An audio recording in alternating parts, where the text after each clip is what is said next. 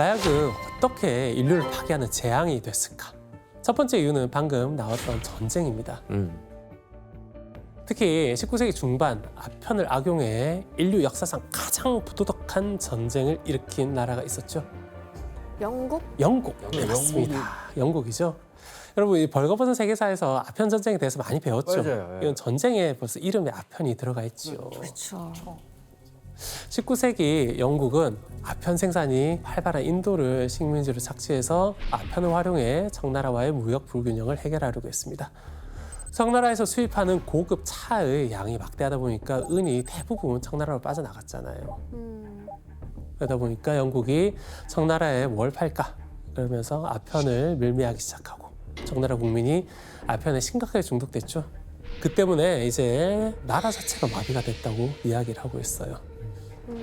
교수님, 그 아편 전쟁 이후 청나라 상황은 좀 어땠어요? 전세에서 밀린 청나라는 패배했죠. 그리고 베이징 조약을 통해 청나라는 아편 무역을 공식적으로 합법화하는 것까지 동의할 수밖에 없었습니다. 이후 청나라의 아편의 유통량이 얼마나 달라졌는지 그래프로 한번 비교해 볼까요? 1820년대에는 1,000톤 미만이었던 아편의 양이 제1차 아편 전쟁이 발발한 1839년 직전 거의 3,000톤까지 증가한 걸 볼 수 있습니다. 이야. 그리고 아편 무역이 합법화된 1860년 이후에는 4,000톤을 초과했고 이후 1880년대까지 아편의 양은 천정부지로 지속게 됩니다. 이처럼 아편이 남용되니까 당대 아시아 최고 패권 국가잖아요. 청나라. 네. 정말 초라하게 무너지고 말았죠. 하긴 국민들이 일을 못하니까. 그렇죠. 그리고 세계사의 한 획을 그은 어떤 사건에서부터 마약은 본격적으로 인류를 파괴하는 악마의 저주로 변질이 됩니다. 아무래도 세계 대전? 네, 맞습니다. 인류 역사상 최대 규모의 인명피해를 낳은 제2차 세계대전입니다. 그 중에서도 특히 아시아 태평양 전쟁이 주요 무대가 되었습니다. 전쟁에서 마약은 군인들이 극심한 피로를 망각하게 하고 전투 능력을 극대화하기 위한 각성제로 쓰인 거예요. 마약을 이용해서 각성제를 만들고 이 각성제를 전쟁에 악용하는데 가장 앞장선 나라가 어디였을까요? 일본. 그렇죠. 1893년 일본 도쿄대학 교수였던 나가요시는 감기약이나 천식치료제를 개발하기 위해 마황에서 에페드린을 따로 추출하는 연구를 진행했습니다. 와. 그런데 나가요시 교수가 연구를 하는 도중에서 새로운 물질을 합성하게 됩니다. 바로 메스암페타민입니다. 메스암페타민. 그거 1,000배 아까 제일 심한 그 1,000배라고 했던. 네, 맞습니다. 메스암페타민은 중추신경계에 작용하는 합성 화합물이에요. 이어서 나가요시 교수는 후속 실험을 통해 가지고 메스암페타민에 강한 각성 효과가 있고 그다음 피로를 바로 회복시켜주는 효과가 있다는 것도 찾아냅니다. 인류가 찾아낸 각성제 중에서는 사실 지금까지도 손에 꼽히는 물질이 바로 메스암페타민입니다. 그만큼 중독성도 강하겠죠. 처음에 나가요시 교수가 물질을 찾아내고 합성하고 연구를 했던 그때는 의학적 연구라든지 그다음 실험 목적으로만 대부분 활용했습니다. 그런데 아시아 태평양 전쟁이 절정에 달하자 전쟁터에서 군인들의 사기를 올리고 그리고 국내에서도 군수 공장을 돌려야 되니까 사람들의 노동력을 증강시킬 만한 각성제가 필요해졌죠. 그래서 1941년 일본의 대표 제약회사였던 다이니폰 제약이라고 하는 회사에서 메스암페타민을 활용한 강력한 각성제를 만들어서 판매합니다. 지금까지도 많은 사람들을 중독의 늪에 빠뜨리는 이 약이 뭘까요? 코카인? 오케이. 아닙니다. 틀렸다고요? 네, 코카인. 제가 마약을 잘 모릅니다. 틀리는 게 당연한 거죠? 바로 히로뽕으로도 알려진 필로폰입니다. 히로뽕. 히로뽕이 각성제예요? 네, 히로뽕은 각성제입니다. 당시 바이니폰 제약에서 낸 히로뽕 광고가 있어요. 혜성 씨가 좀 읽어주시겠어요?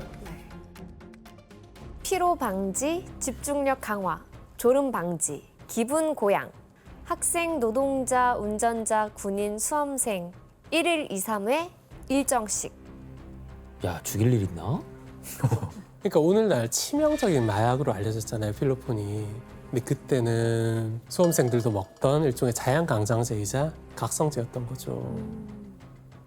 한 가지 재미있는 설이 있는데 필로폰의 이름이 고대 그리스어인 필로포누스라는 단어에서 따왔다고 합니다. 이 말이 노동을 사랑한다라는 뜻이에요. 그러니까 이름만 봐도 필로폰이 어떻게 팔렸는지, 어떻게 만들어졌는지 그 의도를 짐작해 볼 수 있는 것이죠. 교수님, 그럼 일본은 이 필로폰을 전쟁에 어떻게 활용을 해요? 각성 효과가 뛰어나잖아요. 네. 이 필로폰을 본격적으로 군대에 보급합니다. 대량으로. 그 중에서도 특히 필로폰이 많이 지급된 부대가 있는데 이 벌거벗은 세계사에서 좀 배우기도 했어요. 자살 특공대? 가미가제. 자살 특공대죠, 그죠? 적군을 향해 자폭 공격을 감행하는 자살 특공대 바로 가미가제 부대였습니다. 야, 진짜 다 환하게 웃고 있네요. 맞기 전일까요? 맞은 후 아닐까요? 맞은 후인가요? 있는데? 하긴 저게 제정신으로 할 수 있는 일이 아니야. 그렇지, 저거는 그러다 보니까 미군들한테는 공포의 대상으로 등극하기도 했죠. 그런데 이 각성 효과만 있지는 않을 거 아니에요. 부작용이 있을 거 아니에요. 실제로 필로폰의 비정상적인 이 각성 효과 뒤에는 심각한 부작용이 잇따랐습니다. 뭐가 있지? 허규영 선생님, 그 필로폰의 부작용 중에 최악은 뭐예요? 꼭 최악을 꼽기보다도 저는 밖에서 딱 볼 수 있는 두 가지 말씀드리고 싶은데 한 가지는 메스버그라는 증상이에요. 이게 이 피부 아래에 뭐가 계속 기어다니는 것 같은 그런 느낌을 받는 거예요. 이거 영화에서 본 적이 예, 있어요. 그러다 보니까 이제 계속 긁고 그러는데 이제 되는. 이게 또 약을 한 상태에서는 이게 통증도 막 잘 못 느끼고 계속 피부가 막 상해도 긁게 되다 보니까 딱 눈에 보일 수가 있는 거죠. 그리고 또 하나는 이제 메스 마우스라는 증상인데 메스암페타민을 하다 보면 구강이 되게 건조해지고 여러 가지 이유들로 인해서 이렇게 치아가 손상이 되게 됩니다.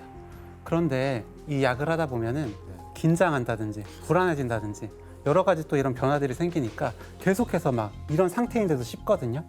그러다 보니까 치아가 완전히 다 빠지기도 하고 이렇게 좀 무시무시한 이런 부작용을 만들 수 있는 게 메스암페타민입니다. 소장님도 실제로 이렇게 필로폰 투여한 사람 검거해 보신 적 있으시죠? 네, 많이 있습니다. 근데 그 필로폰 중독자들은 보통 이렇게 뭐 환각이라든지 망상증상이 많이 오기 때문에 근간 나중에 돌발 변수가 많이 발생합니다. 제가 근간 사례 중에 어떤 사람은 8층에 있었는데요. 자기가 날개가 있기 때문에 충분히 뛰어서 옆으로 날아갈 수 있다. 진짜 특이하다. 자, 그런데 이 필로폰이 세계 2차 대전이 끝나고 나서 더욱 끔찍한 존재가 됐어요. 왜 그랬을까요? 네. 효과나 이런 것들을 아니까 맛을 봤구나. 일상 그 보급화를 누가 했구나. 네, 그런 상황이 도래합니다. 네, 제2차 세계대전에서 일본이 패했잖아요. 원자 폭격으로 폐허가 됐는데 각종 산업 기반도 무너지고 그다음에 심리적으로도 이제 타격을 입었잖아요.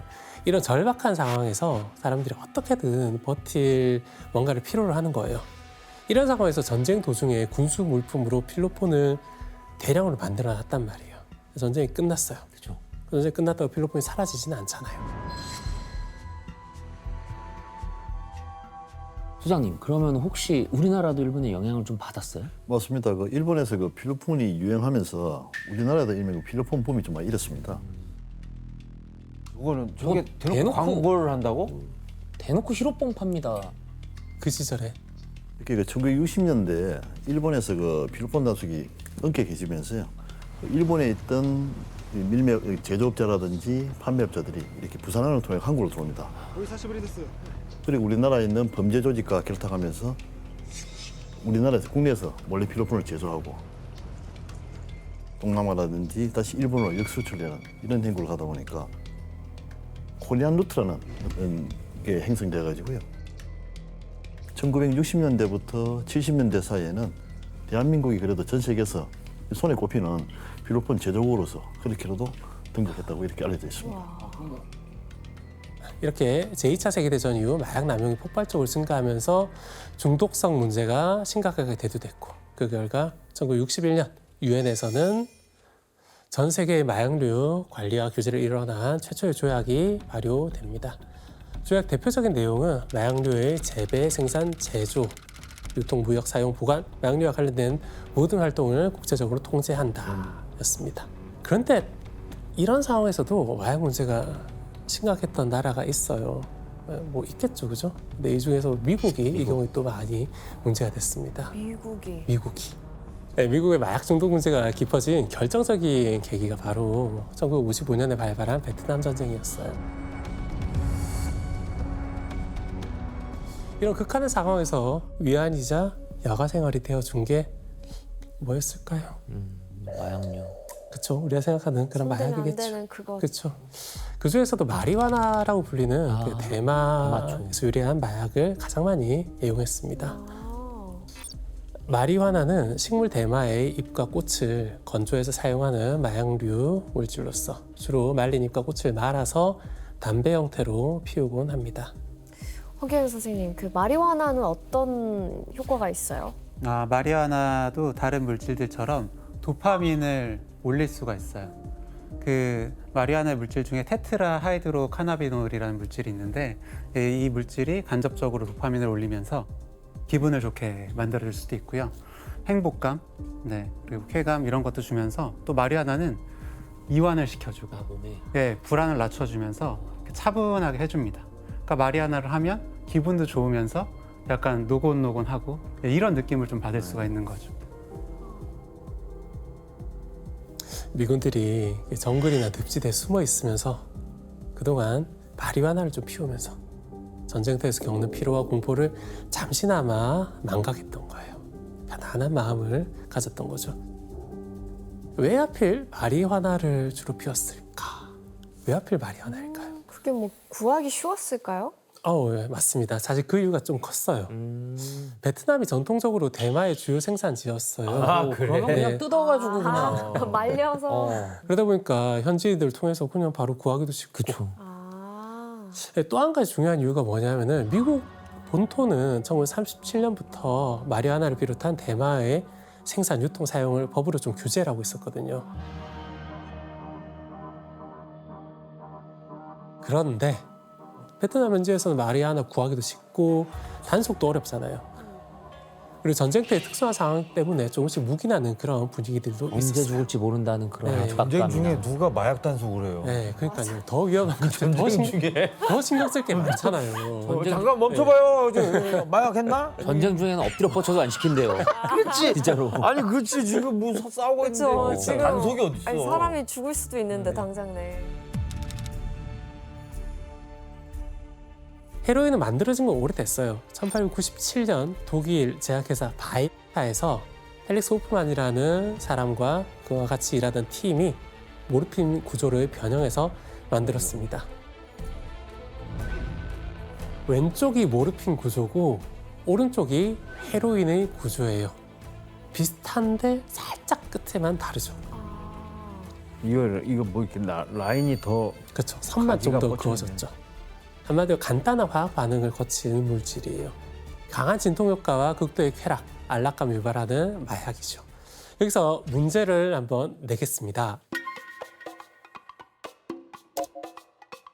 헤로인은 처음 만들어졌을 때 의약품으로 쓰였습니다. 어떤 약일까요? 처음 만들어졌을 때. 아, 약간 그런 것 같아. 정답.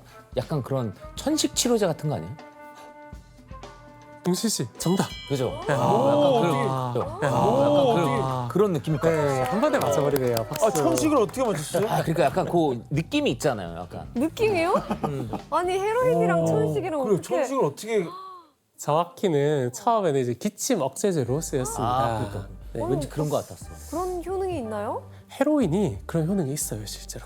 중추신경의 기침 중추를 억제하는 효과가 있습니다. 어머. 그래서 기침 중추가 원래 호흡기에서 들어온 자극을 받아서 반사작용으로 기침을 일으키는 그런 신경이거든요.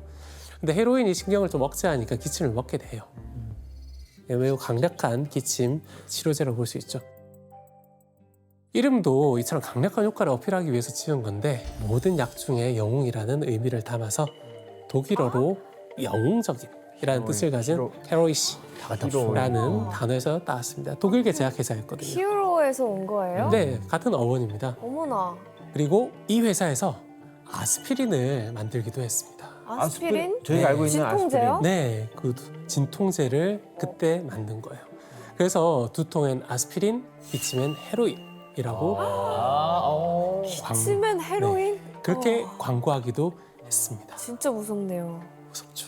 그럼 당시에 어쨌든 뭐 기침 환자들은 이걸 많이 복용을 했겠는데요? 맞죠.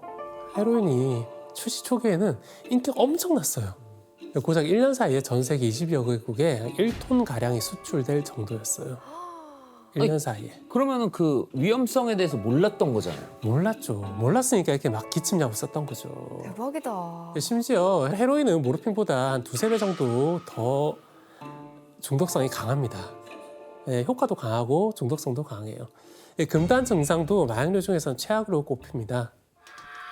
헤로인을 끊으면 고문을 당하는 듯한 그런 신체 고통을 느끼게 되는 거예요. 쇼크도 오고 잠도 못 자고 극도로 불안정해지고 그리고 눈물, 콧물, 침 온갖 체액이 다 쏟아져 나오고 체중도 빠져요. 근육도 제 맘대로 막 뒤틀리기도 해요. 너무 위험하네요. 너무 위험한 그런 금단 증상이죠. 안 하면 안 될 정도로 몸을 막 바꿔놓는구나. 미국은 1924년부터 헤로인의 생산과 수입을 전면 금지했습니다. 그래야지. 베트남 전쟁 당시 베트남에서도 당연히 헤로인은 금지하고 있었겠죠. 그런데 아무래도 내전이 길어지고 정치적 안정도 무너지니까 베트남 일부 관리와 군인들은 자신의 이익만을 탐닉하게 되고 돈을 벌기 위해 미군들한테 헤로인을 몰래 제공하는 그런 경우들도 있었습니다. 결국 베트남 전쟁에 참전한 미군은 헤로인에 너무 쉽게 중독이 됐어요.